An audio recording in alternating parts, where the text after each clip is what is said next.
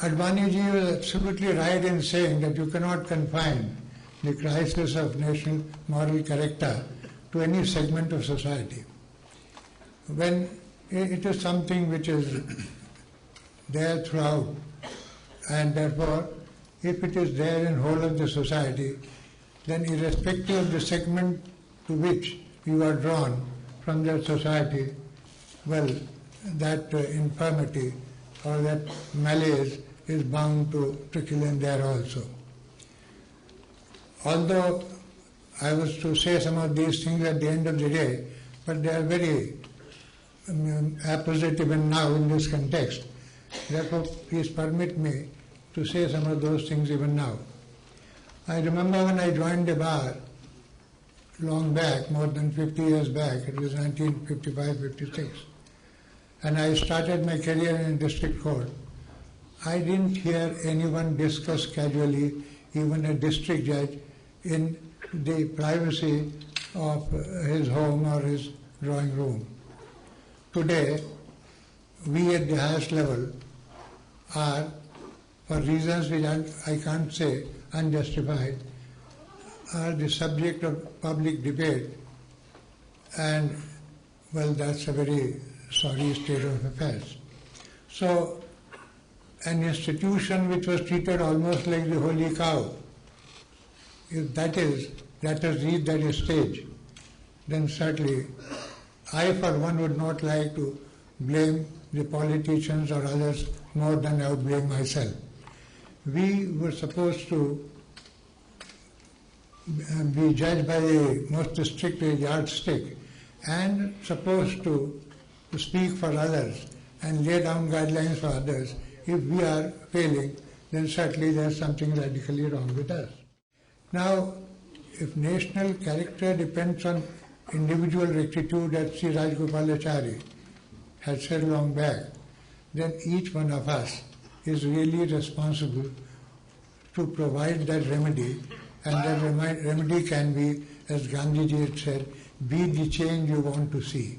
If we want a renaissance in values, the first thing we have to do is to mend our ways. We are very good at telling everyone else what he must do, very often forgetting that charity begins at home and I am the one who must improve first. Now, you see, we are disturbed to read the statistics, so many people convicted in Parliament and state legislatures. Now, and the argument usually is, till the man is finally convicted, his right to be elected should not be affected. But what about the larger public interest? You see, and that is the reason why I have always been convinced the people in this country are essentially good. Why don't they have true representatives at the place which is the public forum for debating national and public issues? So that's something which needs to be taken care of. How do you go about it? I think social sanction is far more effective than legal sanction, because you may have any number of good laws. Dr. Rajendra Prasad had said at the concluding session of the Constituent Assembly, the worth of the Constitution will depend on the worth of the men who work it. That is true in every walk of life, including the one from which I come. You see, you have seen the changes.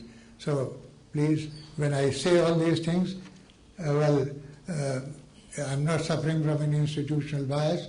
I think that's a common malaise. Well, I am a sad man, but an incurable optimist. And this is the reason why I am optimist.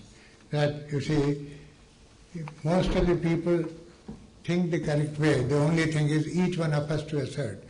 Social sanction, I said, I'll end with that. Hypocrisy and sycophancy, which is rampant today, if only we get over that. Now, I'll give a very, you see, I'll end by saying something which may sound very blunt. If you think I'm saying something, what I mean by social sanction, if you think I'm saying something which I don't practice, please say so at my face and don't hear me again when I stand up.